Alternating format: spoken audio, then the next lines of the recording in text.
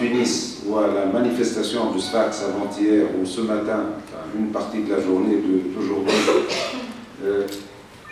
essayez d'aller sur le site Investia où on doit avoir des documents qui parlent d'Investia. Je vous demande de soumissionner, parce que c'est un travail qui vous permettra de profiter de ces facilités au niveau de la préparation de l'entreprise, soit pour aller sur les marchés financiers, soit pour aller vers les fonds d'investissement, soit pour aller vers la bourse. Même si les conditions vous paraissent un peu difficiles, mais ce sont des conditions qui vont être revues. Parce qu'on avait le patron de la bourse, Bilal Sahnoun, aujourd'hui et avant-hier, et il a pris l'engagement de revoir ces conditions qui peuvent être plus souples pour les entreprises tunisiennes. Aujourd'hui, c'est la plateforme Financini. Alors, on est toujours dans le même registre. C'est un registre qui est fort intéressant et qui permettra sûrement à nos entreprises d'avancer au niveau de l'investissement ou de la consolidation des fonds propres de l'entreprise. Les mécanismes de financement, les opportunités d'investissement et les experts et mentors à la disposition des entrepreneurs. L'importance de l'implication de tous les acteurs de l'écosystème pour nourrir la plateforme et par sa durabilité. Sa mission d'être justement un agent au service de tous les services, de faire la tournée de bureau, de véritablement emprunter ce chemin tortueux pour arriver au Saint Graal, cette fameuse information. Information centralisée, information efficace, information efficiente, à travers tous les intervenants, tous les protagonistes de la chose financière. Aujourd'hui, tout porteur de projet délaisse l'objectif initial, se déleste de sa mission originelle pour se retrouver justement embourbé dans les méandres administratifs ou alors des circuits, pas forcément administratifs. Et là, de là a germé cette idée, cette volonté commune, cette volonté de simplifier les procédures, cette volonté de véritablement optimiser le temps de l'entrepreneur, de véritablement aller droit au but et de centraliser l'information. Comment disposer de l'intégralité des maillons de la chaîne sur une même plateforme? C'est un peu ça, un principe simple certes, mais essentiel sur la pyramide de Maslow et de tout entrepreneur, de tout investisseur. Chaque porteur de projet, porteur d'idées, de trouver très rapidement et très facilement un moyen de financement. Chose qui est, disons, actuellement assez difficile, vu qu'il y a tellement de mécanismes, tellement d'organismes de financement, mais par contre, on est perdu. On ne trouve pas le bon financement, on ne trouve pas la bonne information, et encore plus, on ne trouve pas comment l'exploiter pour améliorer son projet, pour démarrer son projet, pour développer son projet. Et donc l'idée, elle a démarré, je remercie Madame Douja pour le nom, parce que c'est elle qui a trouvé le titre Financini, qui est assez percutant. Donc c'était une application très simple. C'était une application, c'est une plateforme qui se veut, en quelques mots, on a voulu digitaliser l'écosystème de l'entrepreneuriat en Tunisie. Donc on va retrouver les entrepreneurs, on va retrouver les investisseurs, on va retrouver les experts, les mentors et les experts du métier, tout ce qui est entrepreneuriat. Tout ça... Centraliser l'information. Exactement, déjà, centraliser toute l'information dans une seule et même plateforme. Tout ça à travers comme a dit Mandy, à travers une expérience utilisateur assez simple et assez pratique. Une chose très intéressante qui est les opportunités. Un porteur de projet aujourd'hui, il peut soumettre son projet sur la plateforme. Il aura une certaine visibilité sur cette plateforme-là par rapport aux investisseurs, par rapport aux entrepreneurs. Donc il peut très rapidement soumettre son projet et retrouver facilement des investisseurs ou des partenaires. On a une panoplie d'experts qui sont de renommée, disons, nationale et internationale, qui est quelque chose de bien énorme. On va consulter directement cet organisme-là. Donc là, on trouve 11 mécanismes de financement. Disons, le fonds minimum, il commence à partir de 100 dinars jusqu'à 10 000 dinars, jusqu'à 100 000 dinars, pardon. Il y a une nuance entre 10 000 et 100 000, mais il y a quand même quelque chose. Donc là, on trouve la liste de tous les mécanismes de financement. Si dans la navigation, on n'a pas ce qu'on veut, donc on peut directement, donc demander un conseil, donc demander plus d'informations sur le GFS North Africa.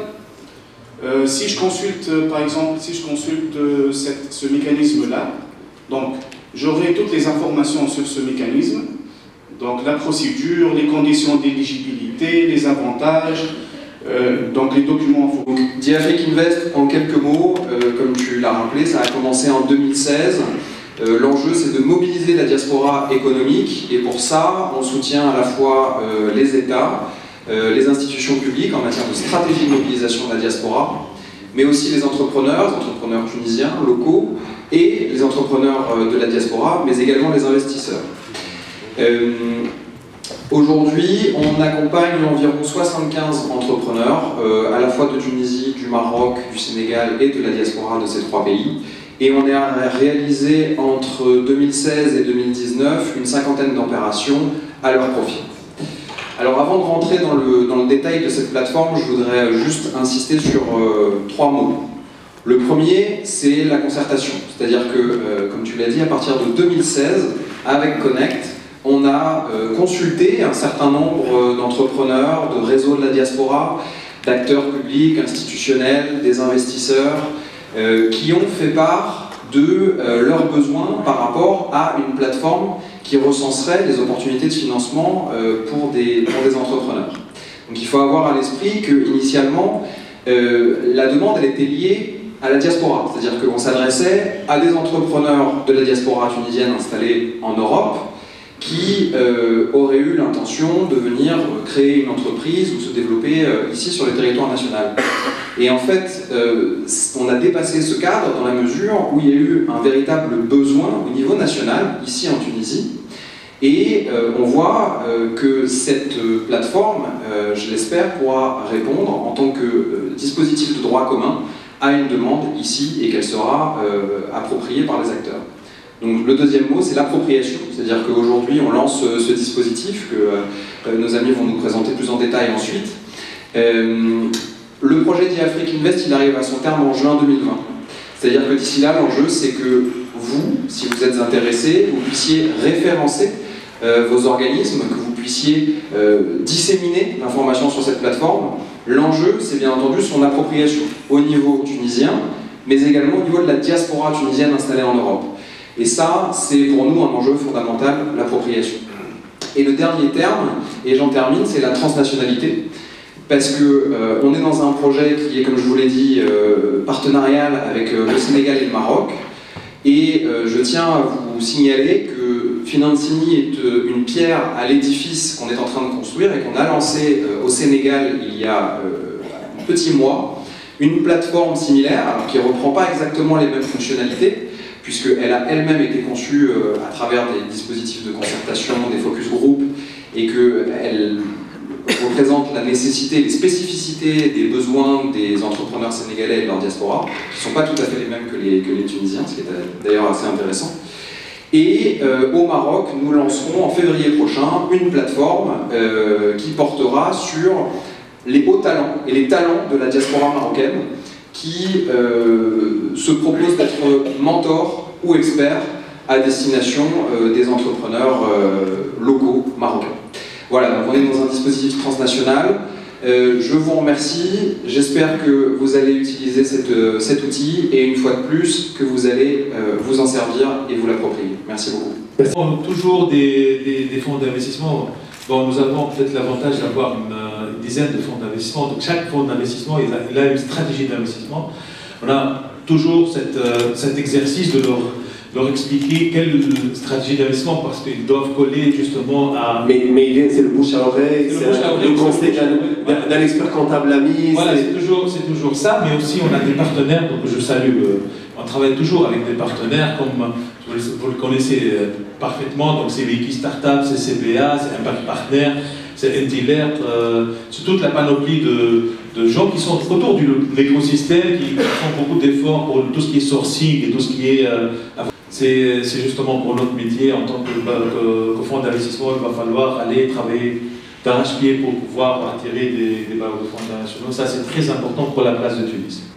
C'est le premier portail dédié à la transmission d'entreprises en Afrique du Nord. Donc c'est une plateforme qui va aider les chefs d'entreprise à céder des entreprises non cotées en bourse ou de racheter des sociétés cibles. Donc c'est ça le principal, ou la principale fonction de la plateforme. Nous avons le marché boursier, donc pour les sociétés cotées. Pour les sociétés non cotées, nous n'en avons pas une place de marché pour faciliter les transmissions d'entreprises. Donc c'est ça l'idée, c'est de mettre en relation des acquéreurs et des vendeurs d'entreprises sur une même plateforme pour dynamiser, disons, ce genre de transactions. Transmission, comme vous l'avez souligné. Les transmissions d'entreprise. Par ailleurs, bien sûr, la plateforme propose d'autres services tels que l'insertion d'annonces de partenariat dans la franchise, dans la commercialisation, pardon, dans le financement, bref, toutes sortes de partenariats. Donc, pourrait faire l'objet d'une insertion d'annonce pour trouver un entrepreneur ou un chef d'entreprise qui serait intéressé par l'opportunité. Alors notre partenariat s'insère dans le cadre du partage des opportunités en matière de transmission, des opportunités d'investissement sur la Tunisie principalement, mais on vise également le marché. Un déploiement à l'international. Parce que là, ça donne vraiment un aperçu quasi complet des opportunités de financement dans l'écosystème tunisien. Financement, on dit, c'est-à-dire le volet bancaire, le volet equity, le volet programme de financement, etc., etc. Donc, à travers cette plateforme, il y aura tous ces éléments-là, tout cet écosystème, volet information. Ce que Tamouil va apporter dans quelques mois, d'accord, le lancement officiel, ça va être, Inch'Allah, début mars 2020, c'est le matchmaking proprement dit. D'accord? C'est d'un côté, on va mettre en réunion les demandeurs de financement et de l'autre côté, l'offre. C'est le Tinder pour les entreprises et pour les banques. D'accord? Je suis un jeune entrepreneur, j'ai un souci pour accéder à la banque, je ne suis pas sûr que le chef d'agence serait disponible pour me voir, etc., etc. Qu'est-ce que je fais? Je vais rester dans mon coin. Je vais soumettre ma demande de financement, d'accord? Et avant que cela n'apparaisse dans la plateforme, il y aura en fait des business advisors qui vont s'occuper du dossier. Donc ça va apparaître quelque chose de clean, de bancable, et pas uniquement pour les banques, pour tout l'écosystème, d'accord? Et de l'autre côté, bien sûr, on compte sur le volontarisme des acteurs de financement, ceux qui figurent actuellement dans la plateforme, pour l'animer. Donc je pense que ça va être quelque chose d'assez impactant. D'accord? On communiquera le temps venu en détail pour cette solution Tamouil. Aujourd'hui, je tiens à rappeler, et c'est un challenge très important pour nous, cette plateforme est présentée par un patronat. Ce n'est pas une association quelconque, et qui dit patronat dit des mentors capables de ramener une économie vers le haut. Ce n'est pas des consultants qui vont arriver et voir quelques idées. C'est des acteurs majeurs de la place financière. Tout à fait. Donc le choix des consultants, moi je tiens à participer pour que ce soit réellement, parce que l'objectif pour nous c'est de faire réussir des entreprises et ne pas avoir un certain nombre de startups pour faire effet de mode. Non. Donc l'objectif c'est de réussir. Aujourd'hui, cette plateforme, on va la faire évoluer. Ça, c'est la première couche de la mise en relation. Mais le plus important d'une plateforme, il suffit de voir, pour ceux qui connaissent ici, le comportement de l'ubérisation, de Airbnb, etc. Donc c'est une mise en relation, mais ça ne s'arrête pas là. On aura besoin de data scientists derrière ça, de gens qui vont essentiellement répondre en temps réel pour apporter de la valeur. Pourquoi? Parce que ça ne doit pas s'arrêter. Moi, je veux revenir à l'effet financement. Le financement, c'est bien. Mais qui est sûr de ce qui va se produire dans 10 ans pour les entreprises? Est-ce que celui qui a une idée aujourd'hui, il sait que dans 5-10 ans, cette entreprise va être en phase avec ce qui se passe dans le monde? C'est ça le vrai sujet. Les chiffres de la dernière étude d'elle sont édifiants. 85% des métiers, qui dit métier, dit forcément, par conséquent, par ricochet, entreprises vont voir le jour. Tout à fait. Et des idées qui sont nouvelles. Aujourd'hui, on vit une triple exponentielle de data, de puissance de calcul et d'algorithmes. Donc celui qui dit j'ai une idée, moi je veux bien lui poser la question, est-ce que ton idée dans 3 ans va évoluer? C'est quoi la scalability? C'est où tu vas? La pérennité d'abord, la viabilité et la capacité d'agilité, de flexibilité, d'évolution. Tout à fait. Et c'est pour ça que je dis le challenge est important quand on est dans un patronat. Donc on ne va pas faire un effet de lancement, on va accompagner vraiment les entreprises et peut-être aussi accompagner la plateforme pour que ce soit une vraie plateforme, pas un site web. Donc une vraie plateforme, c'est du temps réel par rapport à l'évolution et la création de ce qu'on appellera de l'MVP. Beaucoup de gens connaissent aujourd'hui, surtout les startups, de l'MVP. Nous, on va aller vers l'MVE, vers Minimum Viable Ecosystem. Donc, on veut aller vers la création d'écosystèmes qui va faire avancer les idées en temps réel, rapporter de nouvelles perspectives, et c'est ça le rôle qu'on veut avoir sur cette plateforme-là.